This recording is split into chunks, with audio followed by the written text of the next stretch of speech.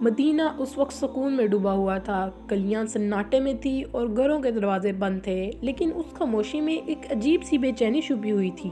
حضرت be be Fatima تہجد کی نماز ادا کر چکی تھی، سجدے سے سر اٹھایا، دعا کے لیے ہاتھ اٹھائے، لبوں پر خاموش دعائیں جاری تھی، لیکن دل میں ایک عجیب سی کیفیت تھی، بے وجہ گھبراہٹ محسوس ہو رہی تھی۔ اتنے میں دور پہاڑوں کی طرف سے ایک دردناک آواز آئی، شیر کی دہاڑ تھی، لیکن وہ اس رات معمول سے کچھ زیادہ سخت اور خراش بھری تھی۔ حضرت بی بی فاطمہ نے آسمان کی طرف سر اٹھایا اور آسمان کی طرف دیکھ کر کہنے لگیں کہ کیا کوئی مصیبت آنے والی ہے؟ مدینہ کے قریب جو پہاڑی جنگل تھا، وہاں اکثر درندوں کا خوف رہتا تھا، خاص طور پر رات کے وقت تو کوئی اس طرف جانے کا سوچتا بھی نہ تھا۔ اسی جنگل کی دوسری طرف ایک چھوٹی سی جھونپڑی میں ایک بیوہ عورت رہتی تھی، نہ کوئی خاندان، نہ کوئی سہارا، نہ کھانے کا کوئی وسیلہ۔ کئی دن تو وہ فاقے میں گزار دیتی، مگر مدینے والوں کو اس کی کوئی خبر نہیں تھی، نہ حضرت بی بی فاطمہ کو اس کے حالات سے کوئی آگاہی تھی۔ اگلے دن حضرت بی بی فاطمہ رضی اللہ تعالیٰ عنہ کو کسی کام سے حضرت محمد صلی اللہ علیہ وآلہ وسلم کے گھر جانا تھا۔ وہ تنہا گھر سے روانہ ہوئی، لیکن جب وہ دروازے کے پاس پہنچی تو خود بخود رک گئیں، جیسے قدم خود رک گئے ہوں۔ کچھ دیر تک وہ وہیں دروازے پر کھڑی رہیں اور انہیں اندر سے حضرت محمد صلی اللہ علیہ وآلہ وسلم کی آوازیں آنے لگیں۔ آپ اپنے چند صحابہ کے ساتھ گفتگو کر رہے تھے اور آپ کی آواز میں فکر نظر آ رہی تھی۔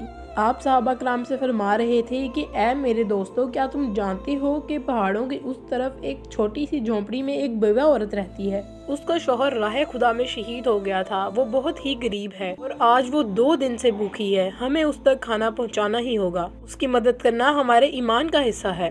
صحابہ کرام یہ سن کر فرمانے لگے کہ اے ہمارے رسول، ہم ضرور جانا چاہتے ہیں، مگر اس جھونپڑی تک جانے کے لیے ہمیں جنگل سے گزرنا ہوگا اور جنگل میں بہت ہی خوفناک درندے رہتے ہیں۔ حضرت محمد صلی اللہ علیہ وآلہ وسلم فرمانے لگے کہ تمہیں ڈرنے کی کوئی ضرورت نہیں، درندے بھی اللہ تعالیٰ کی ہی مخلوق ہیں، وہ بھی اللہ تعالیٰ کا ذکر کرتے ہیں، جو بھی اللہ تعالیٰ کی طرف سے جائے اسے کچھ نہیں ہوتا۔ یہ الفاظ حضرت بی بی فاطمہ کے دل میں اتر گئے، ان کی آنکھوں سے بے زبان آنسو بہنے لگے۔ وہ سوچنے لگی کہ جب میرے باجان ایک بیوہ عورت کے لیے اتنی فکر کر رہے ہیں تو کیا یہ ممکن ہے کہ میں ان کی بیٹی اس چیز میں پیچھے رہ جاؤں؟ وہ کچھ بھی کہے بغیر دروازے سے ہی پیچھے مڑ گئی، اندر داخل نہ ہوئی، نہ کوئی سلام، نہ کوئی بات، وہ وہیں سے مڑ گئی۔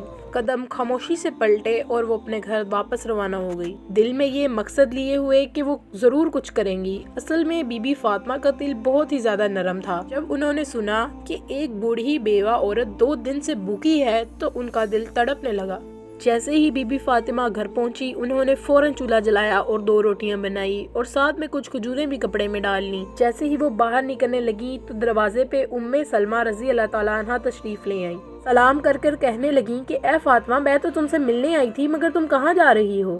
اس کے جواب میں بی بی فاطمہ کہنے لگی کہ پہاڑی جنگل کے اس پار ایک جھونپڑی میں ایک بیوہ خاتون رہتی ہے جو 2 دن سے بھوکی ہے، میں ان کو کھانا دینے جا رہی ہوں۔ یہ سن کر بی بی سلمہ رضی اللہ تعالیٰ عنہ حیرت سے بولنے لگی کہ وہ اتنا خطرناک راستہ ہے، تم اکیلی وہاں سے کیسے جاؤ گی؟ اس راستے میں تو درندے بھی پائے جاتے ہیں۔ بی بی فاطمہ نے مسکراتے ہوئے کہا کہ کیا آپ نہیں جانتی کہ ہر چیز اس دنیا میں اللہ تعالیٰ کی مخلوق ہے، درندے بھی اللہ کی ہی مخلوق ہیں اور وہ بھی اللہ کا ذکر کرتے ہیں، اللہ میری حفاظت فرمائے گا۔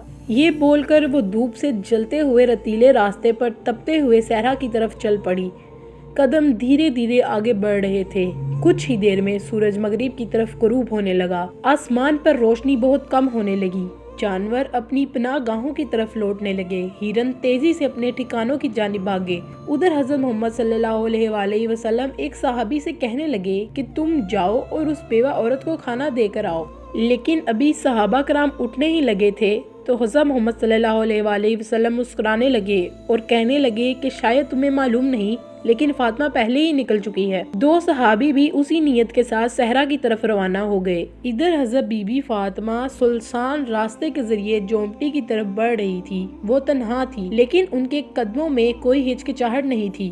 دوسری طرف وہ صحابی بھی جنگل میں داخل ہو گئے۔ ان دونوں کو ایک دوسرے کی موجودگی کا علم نہ تھا۔ بی بی فاطمہ کو اس چیز کا احساس ہوا کہ ان کے پیچھے کوئی ہے۔ قدموں کی کوئی آہٹ تو سنائی نہیں دے رہی تھی، مگر فضا میں ایک حرکت سی محسوس ہو رہی تھی۔ انہوں نے رک کر پیچھے دیکھا تو ایک شیر خاموشی سے ان کے پیچھے پیچھے آ رہا تھا۔ وہ ان کے قریب آ گیا، لیکن حضرت بی بی فاطمہ کے چہرے پر ڈر کا کوئی نام و نشان نہیں تھا۔ وہ اپنی جگہ پر کھڑی رہیں اور شیر کی آنکھوں میں آنکھیں ڈال کر پرسکون آواز میں فرمایا، शेर, तू भी अल्लाह की मखलूक है और मैं भी। अल्लाह ने तुझे ताकत दी है और मुझे इरादा दिया है कि मैं एक ऐसी बेवा औरत की मदद करूं जो भूखी है और उसने 2 दिनों से कुछ नहीं खाया। क्या तू नहीं जानता कि अल्लाह ताला हुक्म देता है कि भूखे को खाना खिलाया जाए? मैं उसी काम के लिए निकली हूँ, मेरे रास्ते में मत आ और अगर मुमकिन है तो मेरी मदद फरमा। उनकी आवाज में वो यकीन और नरमी थी जो सिर्फ सच्चे दिल से निकलती है। शेर रुक गया और उसकी आंखों में नजर आने लगा कि जैसे वो हजरत फातिमा की बात को समझ रहा हो। जैसे ही बीबी फातिमा ने अपने अल्फाज बोल दिए तो एक हैरत अंगेज मंजर नजर आया।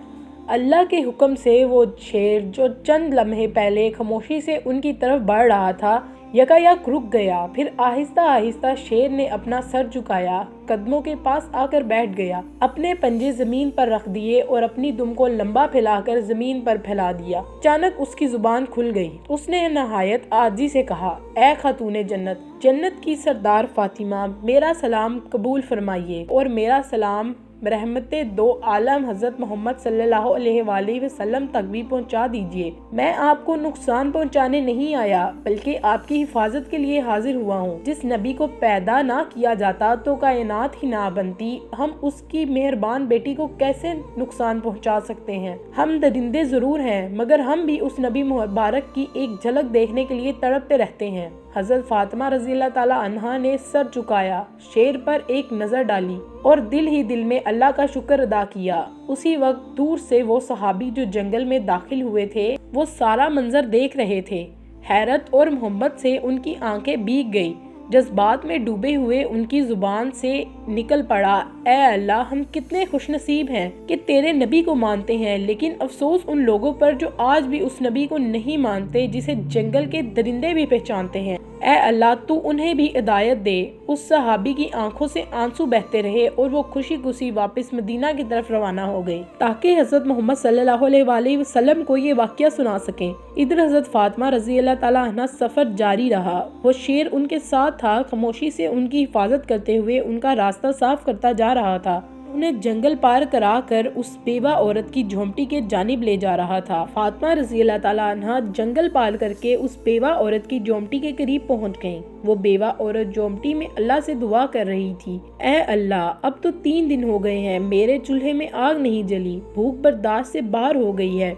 मेरे रब, तू तो रहमत का समुंदर है, तू कोई वसीला बना दे। अभी उसकी दुआ मुकम्मल भी नहीं हुई थी कि दरवाजे पर दस्तक हुई।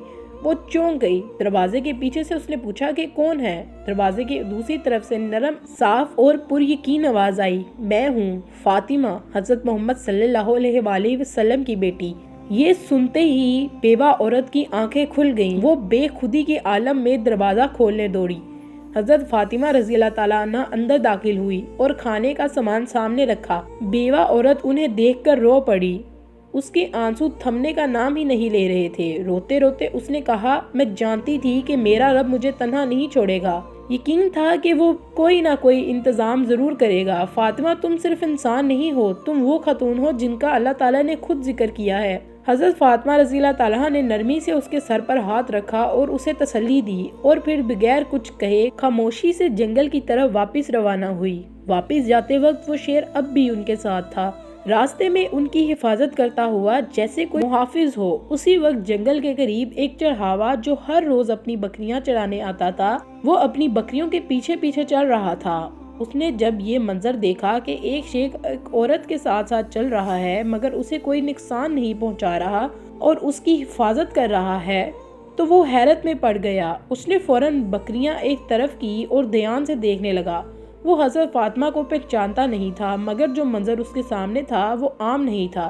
वो हैरत से खड़ा रहा जैसे कोई समझने की कोशिश कर रहा हो। कुछ देर बाद हजरत फातिमा जंगल पार करके मदीने की हद में दाखिल हो गई। शेर खामोशी से उनके साथ चलता रहा और जब वो जंगल के किनारे तक पहुंच गई तो वहीं रुककर मौदबाना अंदाज में सर झुकाकर अलविदा कहा और फिर वापस जंगल की तरफ लौट गया। उधर हजरत मोहम्मद अपने साहबा के साथ बैठे हुए और गुफ्तगू कर रहे थे। अचानक वो सहाबी जो जंगल में गए थे लौट आए। वो जज्बात से बड़े हुए थे। सारा वाकया हजरत मोहम्मद सल्लल्लाहु अलैहि वसल्लम के सामने बयान किया।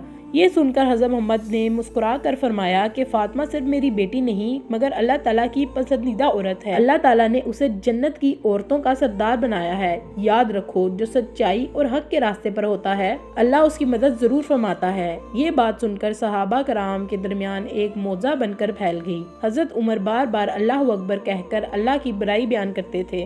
ادھر وہ چرواہا جو بکریوں کو چراتے ہوئے حضرت فاطمہ اور شیر کا منظر دیکھ چکا تھا، اسی لمحے وہ شیر اچانک جنگل سے نکل کر اسی چڑھاوے کی طرف بڑھنے لگا۔ چڑھاوے کی پاؤں تلے زمین نکل گئی، وہ کانپنے لگا۔ دل میں خیال آیا کہ شاید اب یہ شیر مجھے مار ڈالے گا، لیکن نہیں، اللہ کے حکم سے ایک بار پھر اس شیر نے بولنا شروع کر دیا۔ اس کی زبان کھل گئی۔ شیر نے نرم آواز میں کہا، اے اجنبی شخص، تو اب تک ایمان نہیں لایا، جبکہ ہم جنگل کے درندے بھی اس نبی کو پہچان چکے ہیں جو رحمت دو عالم محبوب خدا حضرت محمد صلی اللہ علیہ وآلہ وسلم ہیں۔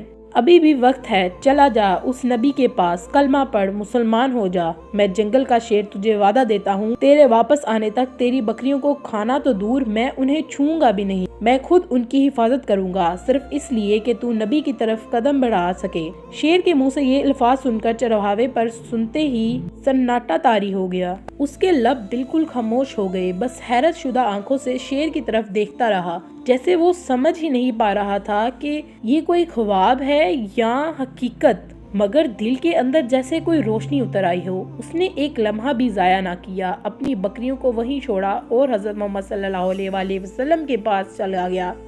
ادھر حضرت محمد اپنے چند صحابہ کے ساتھ موجود تھے کہ اتنی دیر میں حضرت جبرائیل تشریف لائے۔ انہوں نے عرض کیا، یا رسول اللہ، آج ایک چرواہا آپ کی بارگاہ میں آ رہا ہے، وہ ایمان لانے والا ہے، مگر اسے یہ خبر کسی زمین کے انسان نے نہیں دی، اسے یہ پیغام جنگل کے ایک شیر نے پہنچایا ہے، جائیے اس کا استقبال کیجیے۔ حضرت محمد چند صحابہ کے ساتھ کھڑے ہو گئے۔ کچھ ہی دیر میں دور سے ایک شخص آتا ہوا دکھائی دیا، وہی چرواہا جو تیزی سے قدم بڑھاتا ہوا رسول اللہ کے پاس آ رہا تھا۔ حضرت محمد نے اسے دیکھ کر دیکھتے ہی فرمایا، تم نے دیر کر دی، تمہیں ایمان لانا تھا، کاش تھوڑے دیر پہلے آتے تو تمہارے لیے اور بھی بہتر ہوتا۔ یہ سن کر وہ چڑھاوا حیرت سے رک گیا۔ دل میں سوال اٹھا، نبی کو اس بات پر کیسے علم ہوا؟ اس نے ادب سے عرض کیا، یا رسول اللہ، آپ کو یہ کیسے معلوم ہوا؟ حضرت محمد نے مسکرا کر جواب دیا، مجھے نہ صرف یہ خبر ہے بلکہ میں یہ بھی جانتا ہوں کہ تمہیں جنگل کے شیر نے بھیجا ہے۔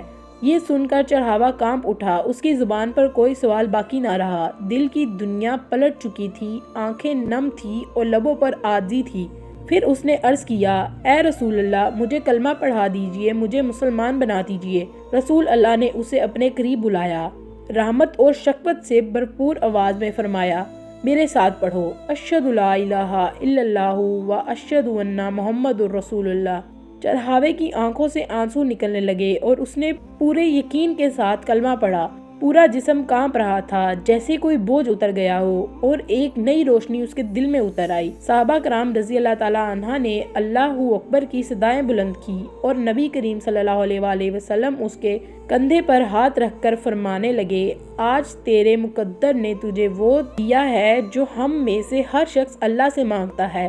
تو خوش نصیب ہے کہ تجھے یہ پیغام ایک درندے کے ایک جنگل نے شیر کے ذریعے ملا ہے۔ جنگل کے کنارے وہی شیر چرواہے کی بکریوں کے پاس خاموشی سے ان کی نگرانی کر رہا تھا۔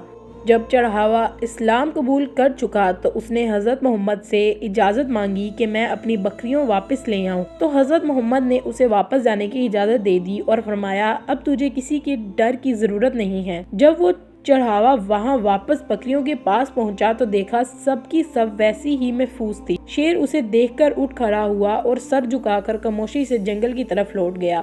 وہ اپنا فرض ادا کر چکا تھا۔ چڑھاوے کی زندگی بدل چکی تھی۔ اب وہ صرف بکریاں چرانے والا نہیں تھا بلکہ ایک مومن تھا اور نبی کے عشق میں جینے والا تھا۔ یہ واقعہ مدینے میں پھیل گیا۔ ہر زبان پر ایک ہی بات تھی، جو اللہ کے لیے نکلا اللہ اس کے لیے راستے بنا دیتا ہے، چاہے وہ جنگل کے بیچ اور بیچ ہی کیوں نہ ہو۔ پیارے دوستو، آپ کو یہ بات بتاتے چلیں کہ یہ واقعہ قرآن یا کسی حدیث میں موجود نہیں ہے۔ یہ ایک عام طور پر مشہور حقیقت نما واقعہ ہے جسے محبت، سبق اور روحانی اثر کے ساتھ بیان کیا جاتا ہے۔